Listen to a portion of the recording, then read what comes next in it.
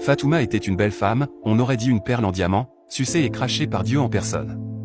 Elle habitait avec son mari Moussa, une cabane située dans la forêt, non loin de Kermour, mon village. Moussa était un grand chasseur.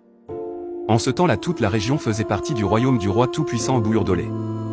Un jour, le roi Obourdolé qui se promenait sur son cheval aperçoit Fatoumata, habillée d'une robe en soie, coiffée d'un foulard assorti, assise sur le seuil de la porte de sa cabane en train de préparer du couscous pour le repas du soir.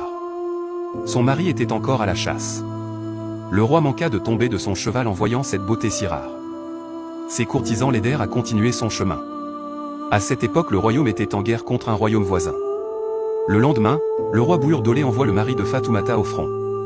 Tous les jours qui suivent, le roi passe voir Fatoumata et lui apporte des cadeaux. Une nuit, il va voir Fatoumata dans sa cabane et lui dit « Je ne peux plus m'empêcher de te le dire, je suis follement amoureux de toi, je veux que tu sois ma maîtresse maintenant, et si ton mari ne revient pas je te prendrai comme seconde épouse. Tu vivras dans mon palais, tu seras ma reine favorite. » Fatoumata, calmement, répond « Sire, vous avez le droit de vie et de mort sur tous les citoyens de votre royaume y compris sur moi bien sûr, si vous voulez me prendre par la force je ne peux pas résister.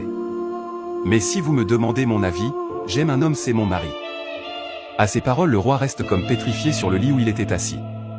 Au bout d'un long moment de silence, il se lève et rentre chez lui.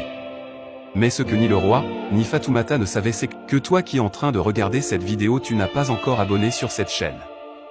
Commentez pour que la suite soit publiée.